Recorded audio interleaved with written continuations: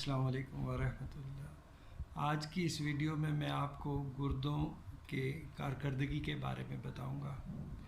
گردے یا کڈنیز اللہ تعالیٰ نے ہمیں دو عطا کیے ہیں، انسانوں میں دو ہوتے ہیں، ایک دائیں سائڈ پہ ایک بائیں سائڈ پہ۔ گردے کا بنیادی کام ہمارے جسم میں فاسد مواد کو بذریعہ پیشاب صاف کرنا ہے، اور اللہ تعالیٰ نے گردوں کو ایسی صلاحیت دی ہے کہ اگر ایک گردہ بالکل ختم ہو جائے یا نکال دیا جائے اور دوسرا گردہ صرف موجود ہو تو وہ تمام زندگی انسان کے لیے کافی ہے۔ اور ایک گردہ جس میں ایک ہی گردہ ہے یا کسی وجہ سے نکل گیا ہے، اس کی بھی جب تک کارکردگی آدھی سے بھی کم ہو جائے تب بھی اس کے فنکشن میں فرق نہیں پڑتا۔ تو گردوں کے ٹیسٹ ایک تو وہ ہے جو گردے کی ساخت ہے کہ اس میں پتھری ہے کہ نہیں، کیسا ہے، کتنا بڑا ہے، سائز ہے، اس کے لیے تو الٹرا ساؤنڈ اور ایکس رے ہوتا ہے، اور آئی وی یو وغیرہ ایکس رے کی خاص قسم۔ تو گردوں کی کارکردگی ناپنے کے لیے جو ٹیسٹ ہے اسے کہتے ہیں renal function tests.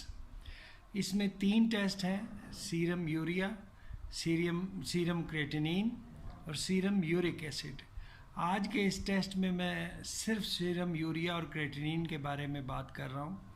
Serum York acid کو گاؤٹ کی بیماری کے ساتھ اس میں ڈسکس کروں گا۔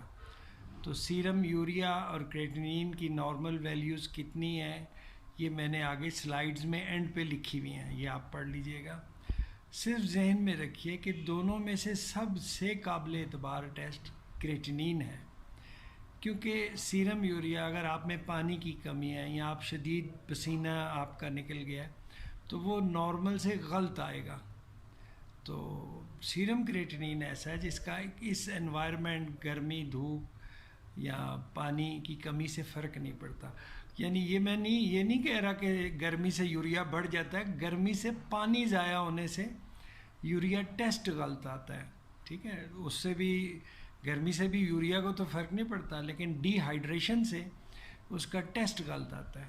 اب ٹیسٹ کی ویلیو دیکھنے کے لیے یہ نارمل ہے یا نہیں، آج کل بہت سے جو لیبس کے ہیں ریجنٹس ہیں یا کٹس ہیں ان کے ساتھ لکھی بھی آتی ہے، اور آپ کی رپورٹ پہ لکھی ہوتی ہے نارمل رینج کتنی ہے۔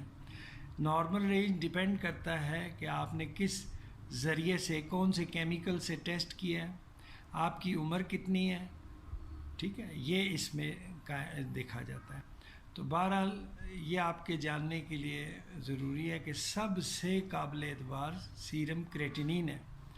عام حالات میں تو دونوں ہی قابل اعتبار ہیں، ٹھیک ہے۔ مختلف لیبارٹریز میں استعمال شدہ ٹیسٹ کے ذریعے سے فرق پڑ سکتا ہے، اس لیے جب آپ اپنی رپورٹ پڑھیں تو لیبارٹری کا نارمل ریفرنس رینج بھی پڑھ لیں کتنا ہے، اور اپنی عمر کو بھی دیکھ لیں کہ آپ کس کیٹیگری میں آتے ہیں۔